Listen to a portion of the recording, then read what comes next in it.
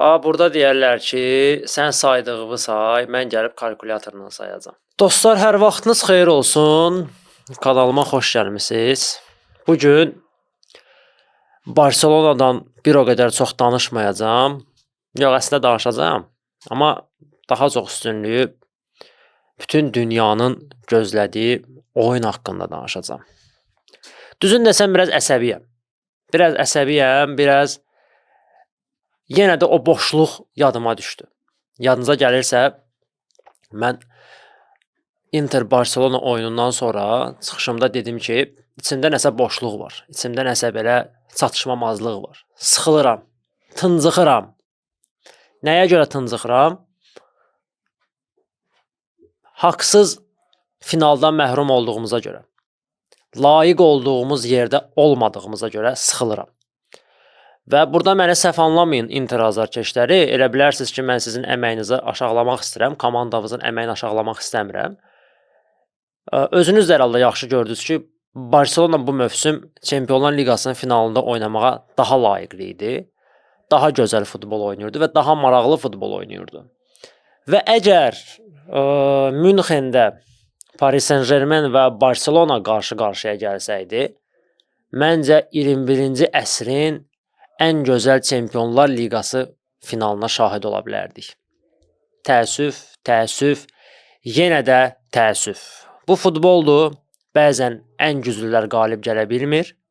Bəzən bəxt amili, bəzən başqa aspektlər öz sözün deyir. Oyundan əvvəl bütün azarkeşlər, Inter azarkeşləri, Paris Saint-Germain azarkeşləri, ümumən dünyada olan bütün futbol azarkeşləri bilirdilər ki, bu oyun hansı məcrada irəliləyəcək.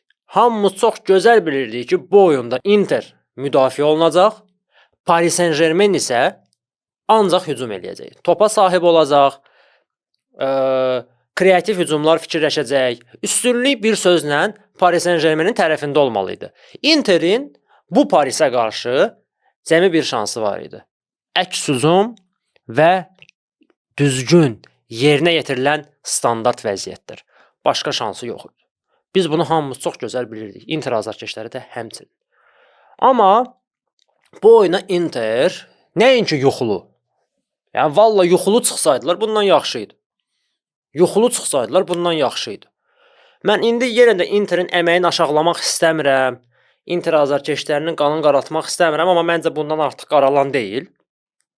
Məncə onlar ən azı bir həftə çölə çıxmayacaqlar komandalarının belə oyununa görə. Ya bu nə biabırçılıq idi, bu nə mındar futbol idi, bu nə belə aşağılayıcı futbol idi. Bəlkəm də Çempionlar Liqası tarixində gördüyüm ən maraqsız finallardan biri idi. Dostlar. Ya mən bilirəm ki, 21-ci əsrdə izlənilməsi ən az olan finallardan biri Monaco-Porto finalıdır. Məncə ondan ikinci yerdə bu olmalıydı, amma olmadı məncə. Bilmirəm indi orada izlənmə nə qədərdir. Amma ona layiq bir yer idi. İkinci yerə layiq bir yer idi. Hətta birinci yerə belə layiq idi. Məncə Porto-Monaco oyunu daha maraqlı keçib, nəinki bu oyun. Yəni mən incimiyinə məndən, yəni bu mındar bir futbol idi. Belə futbol mən gözləmirdim. Biz oturmuşuq dostlarla, tanışlarla, bilmirəm TikTokdan tanıyırsınız yoxsa yox, spiker adam var. Miri qardaşımız. Qaça-qaçdan gəlmişik Sumqayıtdan ki, oturaq Çempionlar Liqasının finalına baxaq. Biz Sumqayıtdan Bakıya gələnə kimi 20 dəqiqə Inter ikisini vurmuşdu. Inter deyirəm, ancaq Inter deyirəm mən. Bilmirəm, nəsə beynimdə ancaq nəsə Inter qalıb. Elə bil ki, oyun yaddan çıxmır, nəysə. Paris Saint-Germain ikisini vurmuşdu. Mən yəni bu oyuna neytral yanaşırdım. Bəziləri deyirdilər ki, Barsalılar hamısı Paris Saint-Germaini dəstəkləyəcək. Bəzi Real azarkeşləri Interi dəstəkləyəcək. Mən açıq deyəcəm, yəni çəkinməyəcəm, mən Interi dəstəkləyirdim. Inter mənim üçün daha tarixli klubdur, daha böyük klubdur və mən ən azından Interin layiq olduğunu düşünürdüm buna. Nəyə görə? Bəli, Paris Saint-Germain, açıq danışmaq lazımdır, bu mövsümki oyunu ilə hər bir klubdan daha artıq idi bu titula. Hər bir klubdan, hətta Barcelonadan belə. Açıq danışacağam. Gizlin bir şey yoxdur. Yəni burada fanatizmi qoşmağın, yəni duyğusal rejimin qoşmağın mənası yoxdur. Barsadır, sevgimiz var. Azarkeşi başqa məsələ. Amma bugünkü günümüzə Paris Saint-Germain daha layiq idi çempionluğa. Ta qrup liqa mərhələsindən götürsək, bəli, komanda bərbad oynadı, bərbad başladı liqa mərhələsinə, amma çox gözəl comeback elədilər. Dəhşət bir şey elədilər və liqa mərhələsi doğrudan da sərf elədi Parislilər üçün. Yəni Interin, bilmirəm Interin nəyin pisliyim mən. Yəni sən belə final oynayacaqdınsa, niyə Barselonanı keçdin, başıma dönüm. Heç Interə də əsəbləşmirəm, mən yenə də Barselonaya əsəbləşirəm. Sən bu komandanı necə keçə bilmədin axı? Necə keçə bilmədin? Yəni vallahi billahi deyirəm, indi yenə də Inter azarkeşlərindən artıq dərəcədə üzr istəyirəm.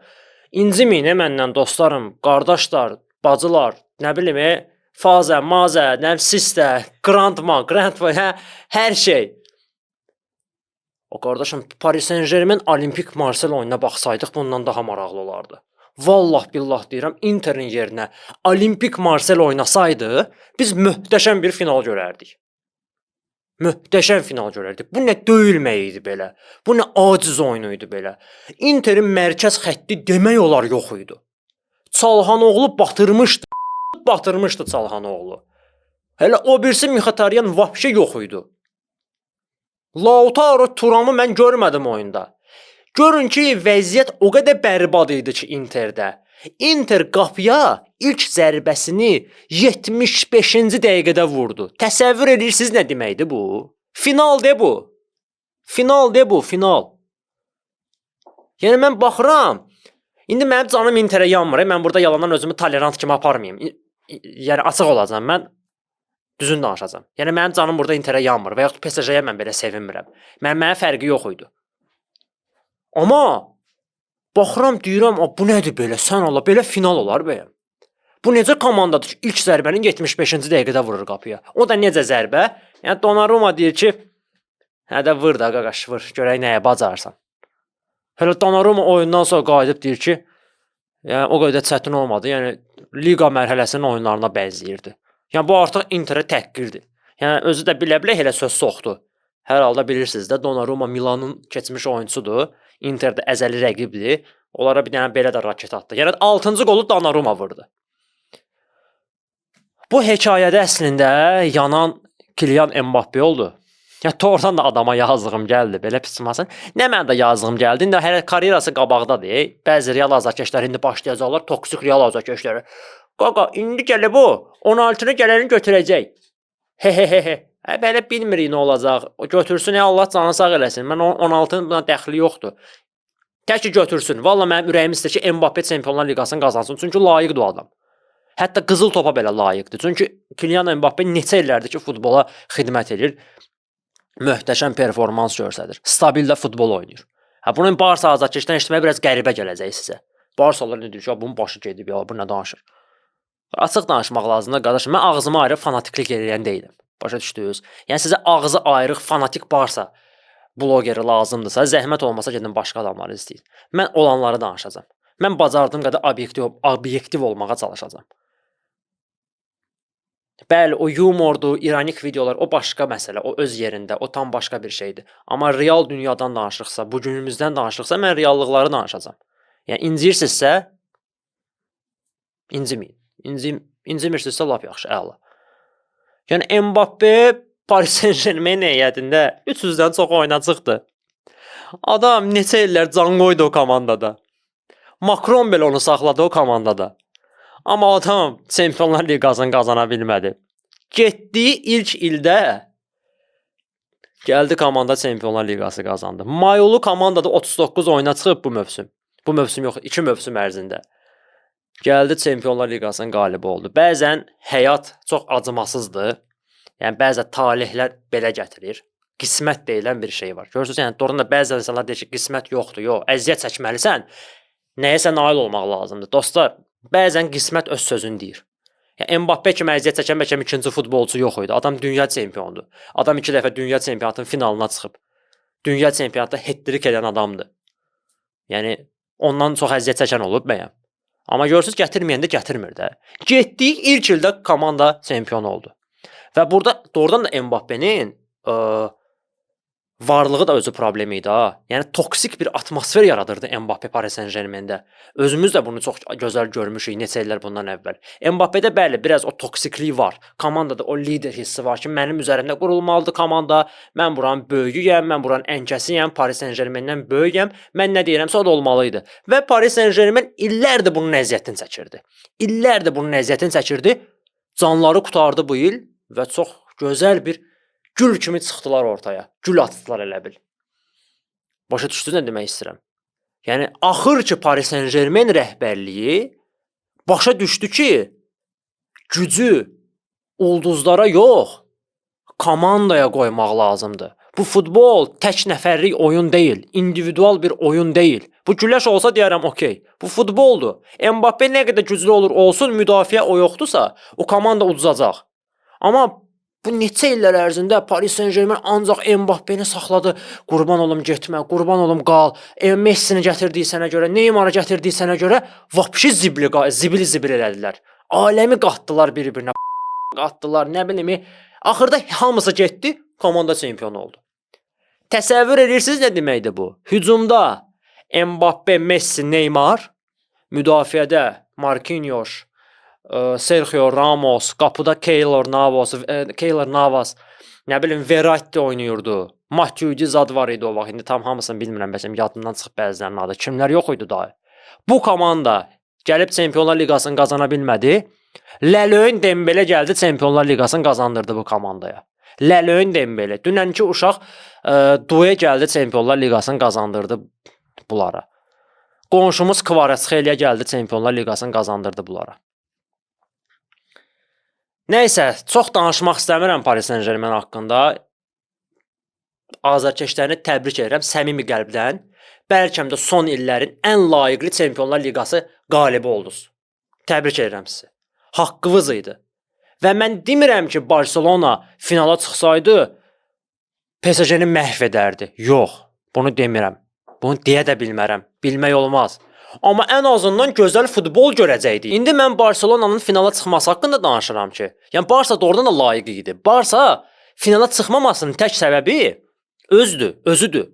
Öz günahına görə çıxmadı. Burada Interi mən pisləyəmərəm ki, Inter mundar futbol oynadı. Inter belə elədi, Barsaya imkan vermədi, hakim belə elədi. Yox, mən bunu danışmayacağam burada. Barcelona'nın Münxendə olmamasının tək səbəbi elə özüdür. Bunu bilin. Sən əgər finalda oynamaq istəyirsənsə, Inter kimi kluba qarşı ilk oyunda məsələni həll eləməlisən. Demirəm, Interə sən darmadağın hesabı ilə qalib gəlməliydin. Yox, ən azı 2 top fərqi ilə qalib gəlməliydin İspaniyada. Və eləyə bilmədin bunu, canın sağ olsun. Amma getdin İtaliyada möhtəşəm comeback etdin.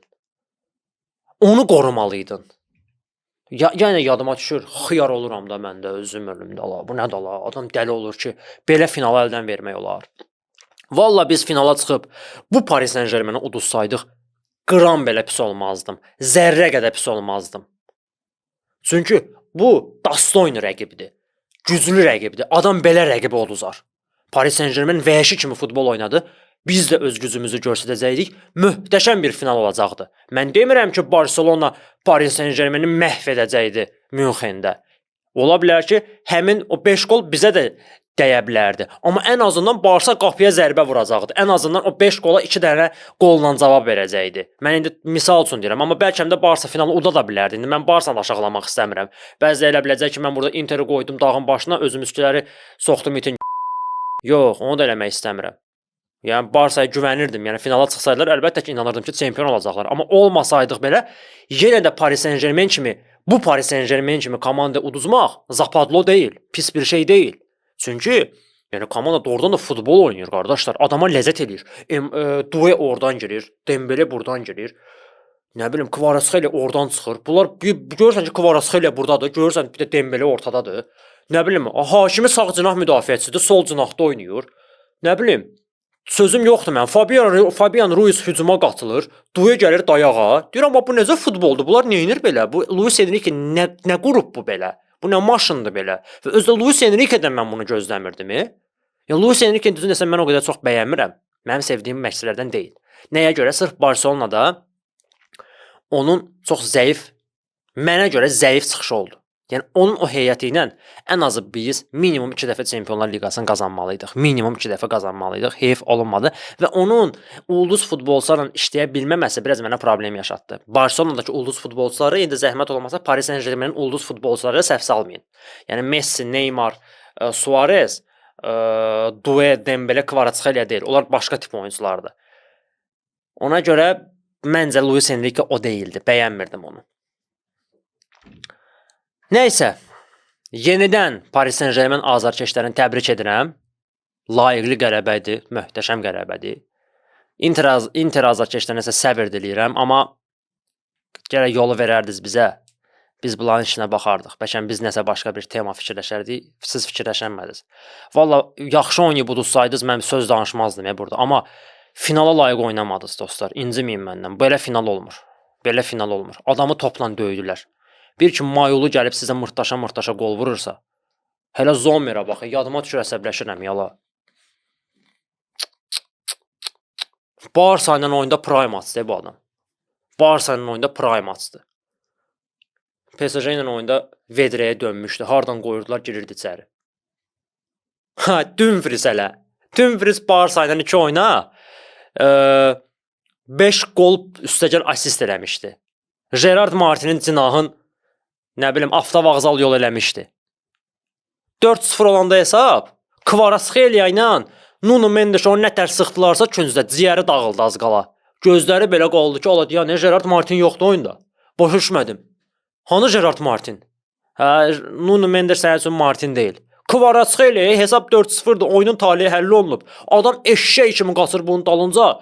Yəni təhqir eləmək istəmirəm, amma yəni yaxşı mənada. Bizdə onsuz da nəsə yaxşısını deyirsənsə, yəni biraz təhqir kimi çıxır, nəzərə alarsınız. Adamı sıxır orada, Dumfries'i sıxır, Dumfries təkərdədir, bilmir nə etsin. Ümumiyyətlə Interin bütün oyunçuları təkərdə idi. Hamısı təkərdə idi. Heç nə. Dostlar, nəysə, Inter PSG oyunu haqqında danışdıq. Keçək biraz öz komandamızdan danışaq.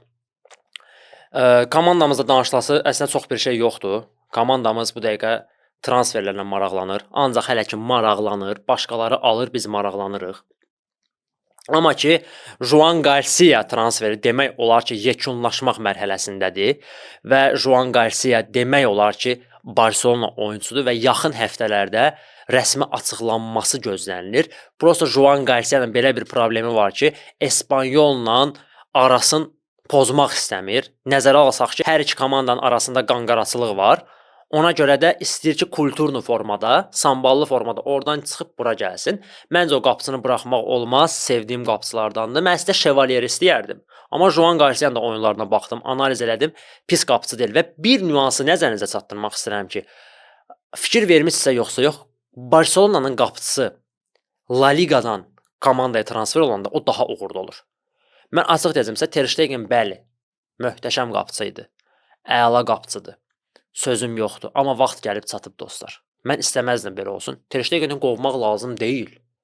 Daşqalaq eləmək lazım deyil. Get, rədd ol. Yox. Amma yola salmağın vaxtı gəlib çatıb. Çünki Ter Stegen artıq 3-4 mövsümdür ki, qeyri-stabil futbol oynayır və tez-tez zədə alır. Zədəyə meyillidir. Və mən həmişə bunu demişəm. Ter Stegen böyük oyunların qapıçısı deyil. Bunu yadda saxlayın. Sizə sual versəm ki, Ter Stegen'in ən gözəl, ən böyük performansı hansı oyun olub? Hamınız bir sözlə qayıdıb mənə deyəcəksiniz ki, 2015 Bavariya Barcelona oyunu. Bu qədər sadə. Başqa oyun ağla gəlmir. Yəni Leganes'ə qarşı, Sevilla'ya qarşı La Liga oyundakı seyvi mənə lazım deyil. Mənə böyük oyun lazımdır. Önəmli oyun lazımdır ki, o oyunda talih həll olunur. Cəmi bir oyun deyə bilərəm. Bavariya Barcelona oyunu. Əgər sizin başqa belə oyunlarınız varsa, yadınıza gəlirsə, zəhmət olmasa şərhlərdə yazın, mən də oxuyum, həmin oyuna baxım, görüm həmin oyunda nə edib, bəlkə nəsə gözümdən qaçıb. İkinci transfer xəbəri Marcus Rashford. Bu transfer xəbəri biraz bizi həm sevindirdi, həm də biraz təəccübləndirdi. Bilmirik indi vəziyyət nə yerdədir. Deyilənlərə görə Marcus Rashford özü də Barselona oynamaq istəyir və hətta maaşının azaldılmasına belə razıdır. Deyir, tək gəlin bu komandaya. Çünki artıq top klubda oynamaq istəyir və sübut eləmək istəyir ki, mən elə belə oyunçu deyiləm. Barselona Rashford üçün Manchester United-ə 30 milyon avro təklif edir 1 illik icarə ilə. Yəni deyir ki, 1 illik icarəyə götürürəm. Əgər xoşuma gəlsə, mövsümün sonunda 30 milyon verib bunu alıram sizdən. Amma United bu ilə razı deyil. United birbaşa transfer istəyir. İstəyir ki, komanda onu birbaşa transfer eləsin, özü də 40 milyon avroya. Düzün desəm, birbaşa transferə mən də razı deyiləm, amma icarə əsaslı transfer daha məntiqli olar. Amma burada bir nüans da var. Bir oyunçunu icarə əsaslı komandaya gətirəndə o komandada biraz özgüvənsiz hiss edir. Bilmirəm buna fikir verirsiniz belə şeylərə yoxsa yox. Yəni o oyunçu hiss edir ki, bu komandada mənə güvənmirlər. Sadəcə olaraq lotereya kimi gətiriblər məni bura. Tutar, tutmaz. Amma birbaşa transfer olsa, məncə onu daha yaxşı formada istifadə edə bilərik Rashford. Rashford pis oyunçu deyil və bu mövsüm fevraldan sonra sübut elədi ki, onun problemi Manchester United-də idi. Aston Villa'da yoxdur. Bəli, Aston Villa'da sırf olaraq start heyət oyunçusu olmadı, komandaya örgəşməmişdi, amma ən azından United-dəki oyunundan qat-qat üstün futbol oynadı. Və məncə Rashford bu dəqiqə hal-hazırki günümüzdə Barselonaya çox yararlı olar. Və onun qiymətini də nəzərə alsaq ki, 30-40 milyon çox uyğun bir məbləğdir. Yəni Deco yenə də gedib yapışıb Luis Diaz'ın üstündən 85 milyon pul verir ona. Mən bu haqda video çəkmişəm. Hamı mənə daşqalaq eləyir ki, sən futbola haranla baxırsan, Luis Diaz'dan nə olub? Luis Diaz bomba oyunçudur, deyə sözüm yox. Luis Diaz belə baxanda Rashforddan indi yaxşı oynayır. Okey, mən razıyam. Bunun danan yoxdur. Amma 85 milyon da yox da qardaşım. Adamın dekabrda, yanvarda 29 yaşı olacaq. Siz bir dənə fikirləşin də dostlar. İndi bəzi yazacaq ki, Henry'ni biz 30 neçə yaşında almışıq, kimin neçə yaşında almışıq. Qardaşım, Henry hara, Luis Diaz hara. Həm də o vaxt ki, qiymətlərə əsasən 25 milyon avroya alınmışdı Henry. Deyəsən bu qiymət idi, yadımdan çıxmır. Yəni inflyasiya azadını nəzərə alsaq, gəlib həmin qiymət indiki gündən 50 milyon, 60 milyona gəlib çıxır. Deyərəm, okey. Amma 85 milyon Luis Diaz'a vermək çox riskdir, çox böyük riskdir. Tutmasa batdı o pul. Rashford tutmasa, deyərik ki, cəhənnəmdə Rashford tutmadı, 30 milyon almışıq. Uzaqbaşı Ərəbistana 30-a hələ 25-ə, 30-a satmaq olar. Amma Luis Diaz'ı nə edəsən sən? Yəni onu da uzaqbaşı yarı qiymətinə satasan, yarı qiymət dəyəcək sənə burada. Yəni də loxlandıq. Lazımdır mənə o. Ondan sonra elə 30-40 milyona ekonom rejimli oyuncu alaram. Yəni Lukman alaram və yaxud elə dediyimiz Rashford alaram. Ya da elə üstünə qoyub elə sərbəst qalma məbləğimi verib 60 milyona Nico Williams alaram. Nəyimə lazımdır mənim 29 yaşlı oyuncu 85 milyona? Yəni dəymirdi o məbləğ ona. 50 milyon olsa, 55 milyon olsa problem deyil. Götürün, gətirin, problem deyil. Əla, super. Yəni hal-hazırda belə. İndi başqa transferlər haqqında da danışmaq istəyərdim, amma istəmirəm çox videonu uzadım. Həm də ki, Deco özü də bildirib ki, başqa transferlərə güya ehtiyac yoxdur. Erik Garcia sağ cinah müdafiəçisi kimi mövsümün sonunda çox gözəl oynadı deyənə, artıq o mövqeyə oyuncu gətirmək istəmirlər. Kunde və Garcia'ya güvənmək istəyirlər. Belə baxanda məntiqli düşüncədir, amma yəni düzün desəm dəstəkləmirəm bunu. Sonra Lewandowski haqqında deyirlər ki, Lewandowskiyə hücumçu lazım deyil. Lewandowskinin yerinə hücumçu lazım deyil. Komanda Lewandowskiyə güvənir və yeni mövsümdə komandanın əsas 9 nömrəsi Lev olacaq. Dostlar, Çempionlar Liqası. Əlvida brat, əlvida. Tək belə olmasın. Amma mən Lewandowski ilə bizim Çempionlar Liqası qazanacağımızı düşünmürəm. İnanmıram. Çünki Lewandowski daha da ləng olacaq. Yamal daha da sürətli olacaq. Nəsə inanmıram. Bəlkə də bu bir yalandır, bəlkə də bu bir manipulyasiyadır. Rəqibləri aldatmaq üçün ki, bir də gördünüz avqust ayında Fabrizio'dan bir dənə Here we go gəldi ki, Mahir Əmrəli Barselonada və yaxud Nəriman Axundzadə Barselonada. Onda partlayış bir şey ola bilər. Onda biz Çempionlar Liqasını yox, hətta Avroliqanı da götürə bilərik. İkisini bir yerdə. Yox, zarafatı qoyaq bir qırağa, məncə partlayış bir nəsə edə bilərlər, hələ ki bizdən mırtaşırlar, o da ola bilər. Amma olmasa işimiz gəlizdir. İşimiz gəlizdir, görək nə edəcəklər. Çünki çox qarışıq bir situasiyadır. Ona görə hələ görək nə olacaq. Dostlar, çox uzatmaq istəmirəm. Ballon d'Or haqqında danışmaq istəyirəm, qızıl top haqqında danışmaq istəyirəm. İndi əsas favorit Dembele göstərilir qızıl topa, amma mən bunu dəfələrlə demişəm ki, mən qızıl topu Dembeleyə vermərəm. Çünki Dembele futbolun üz qabığı ola bilməz. Mənə görə qızıl top bir markadır. Futbolun bir səfiri olursan. Dembele kimi bir mövsümlük oyuncuya qızıl top vermək olmaz. Bura Rafinha da aiddir. Rafinha da çox bəyənirəm. Rafinha möhtəşəm işlər gördü. Amma nəzərə alsaq ki, Rafinha eynən Dembele kimi sadəcə olaraq bu mövsüm ortaya çıxdı. Bu mövsüm prime açdı. Məncə layiq deyillər. Sırf performansa baxırıqsa qızıl topa görə, mənə görə Yamal 1 nömrədir. 2 nömrə Mbappedir. Yəni deyəcəklər ki, sən Mbappeyə sevgin nədir sən belə? Qardaş, Mbappe gör neçə ildir stabil futbol oynayır. Yəni Mbappe ilə Rafinha gəlin yan-bayan qoymayaq da. Yəni mən fanatik Barsa azarkeşlərinə müraciət edirəm. Gəlin biraz soyuq başla fikirləşək, radikal olmayaq, rasional olaq. Yəni Mbappe ilə Rafinhanı bir yerə qoymayaq. Rafinha bu mövsüm super, möhtəşəm. Məni dəli elədi, əla. Amma Mbappe gör neçə ildir ki, stabil belə futbol oynayır. Neçə ildir ki, adam can qoyur futbola. Amma Rafinha'da bu o deyil. Və Mbappe bərbad başladığı mövsümü möhtəşəm bitirdi. Gəldi qızıl butsunu qazandı, Pichichini qazandı. Qarşıdan klublar arası dünya çempionatı gəlir, Millətlər Liqası gəlir və dostlar, nəzərinizə çatdırım, kulminasiya nöqtəsi. Qızıl topun məncə qalibinin müəyyənləşəcəyi zaman elə bu zamandır. Millətlər Liqası və klublar arası dünya çempionatı. Hətta klublar arası dünya çempionatını deməzdim, Millətlər Liqası çox şey həll edəcək. Əgər Millətlər Liqasında Yamal hoqqa versə, necə ki Interə qarşı, Real Madridə qarşı hoqqa verdisə və İspaniyanı çempion eləsə, böyük ehtimalla Yamal qızıl topun sahibi olacaq. Əgər bunu Mbappe eləsə, Mbappe Fransanı tək başına daşısa və çempion eləsə, böyük ehtimalla Mbappe qızıl topun sahibi olacaq. Amma əgər nə Mbappe, nə Yamal bunu edə bilməsə, bizim o dümbələk Dembele gəlib bunu eləsə, Fransanın, nə bilim, İspaniyanın oyununda xəttirik eləsə, nə bilim 5 dənə asist eləsə, təkcə rezultatdan söhbət getmir də, qol plusda asistdən söhbət getmir. Yəni oyunda belə qeyri-adi bir şeylər eləsə, necə ki Yamal Interə qarşı edirdi. Hə, onda Dembeleyə verəcəklər. Hara fırlatsan verəcəklər. Amma Yamal'la Mbappe ikisindən biri bu Millətlər Liqasında prime atsa və yaxud Mbappe dünya çempionatında vapşe prime atsa, bilin ki Mbappedir. Yəni mən belə deyim də, mənə görə hal-hazırda 2 favorit var. Mbappe və Lamine Yamal. 3-cü yerdə Dembele qoya bilərik. Okey, o da nədir? Xala xətrin qalmasın deyəni. Belə, mən öz fikirlərimi bildirdim. Amma mən istəyərəm ki, qızıl topu Mbappe alsın. Çünki Mbappe layiqdir. 27 yaşı var və yaş örtür və buna görə çox işlər görüb adam. Lamine Yamal'ın hələ gələcəyi qabaqdadır. Lamine Yamal belə davam eləsə 30 yaşına kimi azı 4-5 dəfə qızıl top ala bilər. Hətta çox belə ala bilər. Amma Lamine Yamal'ın qızıl topu əgər qızıl top alsa, bu dəqiqə ona mənfi təsir göstərə bilər, nəinki müsbət. Çünki onda biraz mən onu hiss edirəm, o egonu.